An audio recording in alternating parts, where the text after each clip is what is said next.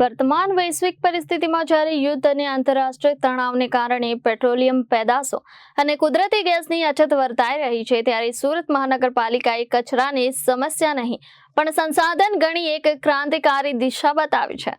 સુરતના બમરોલી ખાતે સ્થાપિત 100 ટન પ્રતિદિન ક્ષમતાનો બાયો સીએનજી પ્લાન્ટ આવનારા સમયમાં ઉર્જા સ્વનિર્ભરતા માટે માઇલસ્ટોન સાબિત થશે. સુરત મહાનગરપાલિકાએ અંદાજે 4 એકર જગ્યામાં પીપીપી ધોરણે એજન્સી બાયોફિક્સ પ્રાઇવેટ લિમિટેડ સાથે મળીને આ પ્રોજેક્ટ સાકાર કર્યો છે. આ પ્લાન્ટની મુખ્ય વિશેષતા એ છે કે જેમાં શહેરની હોટલ્સ, મેસ, ફૂડ પ્રોસેસિંગ યુનિટ્સ અને એપીએમસી માર્કેટ જેવા 400 થી વધુ બલ્ક જનરેટરો પાસેથી ઓર્ગેનિક વેસ્ટ એકત્રિત કરવામાં આવે છે. ભીના કચરામાંથી પ્લાસ્ટિક અને અકાર્બનિક પદાર્થો દૂર કરી શુદ્ધ ઓર્ગેનિક વેસ્ટને એનએરોબિક ડાયજેસ્શન ટેકનોલોજી દ્વારા પ્રોસેસ કરવામાં આવે છે. હાલમાં રોજના 40 ટીપીડી ભીના કચરામાંથી આશરે 1 ટીટીબી કોમ્પ્રેસ્ડ બાયોગેસ ઉત્પન્ન થઈ રહ્યો છે. આ પ્રોજેક્ટ માત્ર ગેસ જ નહીં પરંતુ ખેતી માટે અમૂલ્ય એવું ઓર્ગેનિક ફર્ટિલાઇઝર પણ આપે છે.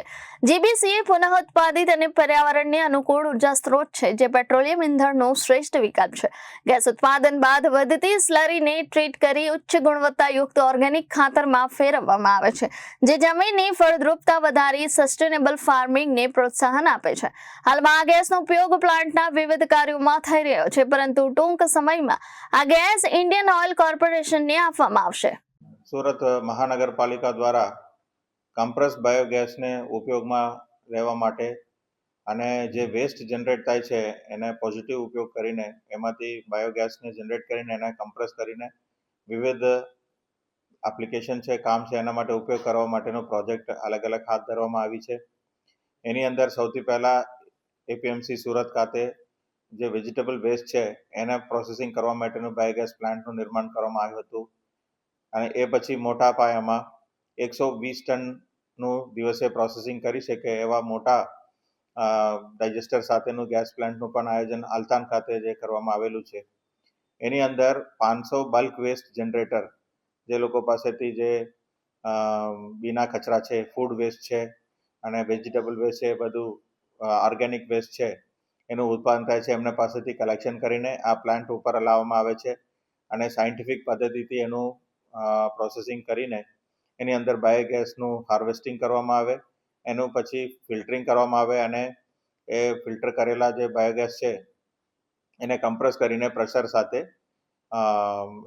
ઇન્ડસ્ટ્રીઝને અલગ અલગ ઉપયોગ માટે આપવામાં આવે છે. આ પબ્લિક પ્રાઇવેટ પાર્ટનરશિપમાં બાયોફિક્સ કંપની સાથેનું આ પ્રોજેક્ટ થોડા ટાઈમથી ચાલી રહ્યું છે અને અત્યારે જ્યારે એનર્જી સિક્યુરિટીની વાત આવે છે તો off grid supply of energy sources, એટલે ગ્રીડ સિવાયના પણ એનર્જી સોર્સસનું જે ઇમ્પોર્ટન્સ વધી રહ્યું છે એની અંદર આ એક દાખલા તરીકે, ઉત્તમ દાખલા તરીકે આ પ્રોજેક્ટ સુરત મહાનગરપાલિકા દ્વારા કરવામાં આવી છે.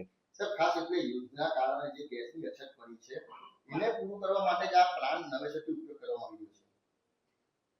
પ્લાન્ટ તો અગાઉ ચાલતી જ હતી અને એની અંદર જે કામગીરી છે અત્યારે થોડું પ્રબળ થયું છે કારણ કે ડિમાન્ડ પણ વધ્યું છે અને જે ફૂડ વેસ્ટ છે, અન્ય બલ્ક વેસ્ટ જનરેટર પાસેથી જે સુવિધા છે એની અંદર પણ વેસ્ટેજ ના થાય અને વ્યવસ્થિત એનું કલેક્શન કરવામાં આવે અને વધુ ઉપયોગ કરવામાં આવે એના માટેનું આયોજન કરવામાં આવ્યું છે. એમાં પ્રોજેક્ટનું જે પ્લાન છે એ મુજબ ઇન્ડસ્ટ્રીઝને જ્યાં જ્યાં જરૂર છે એમાં એમનું જે બોઇલર માટેનો ઉપયોગ કરવામાં આવે છે, ઘણી જગ્યામાં ફૂડ રાંધણ માટે પણ ઉપયોગ કરવામાં આવી શકે છે. એટલે ગેસનું જે અત્યારે પ્લાન્ટનું લોકેશન છે અને આજુબાજુના કન્ઝ્યુમર્સ છે એની અંતર્ગત જે રીતે ડિમાન્ડ છે એ પ્રમાણે એમને વિતરણ કરવામાં આવે છે અને એનું દરેક કિલોગ્રામ વાઇઝ એનું 60 રૂપિયાથી 90 રૂપિયા સુધીનું પણ અલગ અલગ ધારા ધોરણથી વેચાણ કરવામાં આવે છે. અત્યારે જે પ્લાન્ટનું ક્ષમતા છે એ પ્રમાણે 50 ટનનું વેસ્ટનું પ્રોસેસિંગ અત્યારે ચાલી રહ્યું છે. 120 ટન સુધીનું કેપેસિટી છે અને એ 50 ટનનું કચરોમાંથી લગભગ 2 ટન જેટલા ગેસ, કમ્પ્રેસ બાયોગેસ એમાંથી ઉત્પાદન થાય છે. Bureau report, Janadesh news, Surat.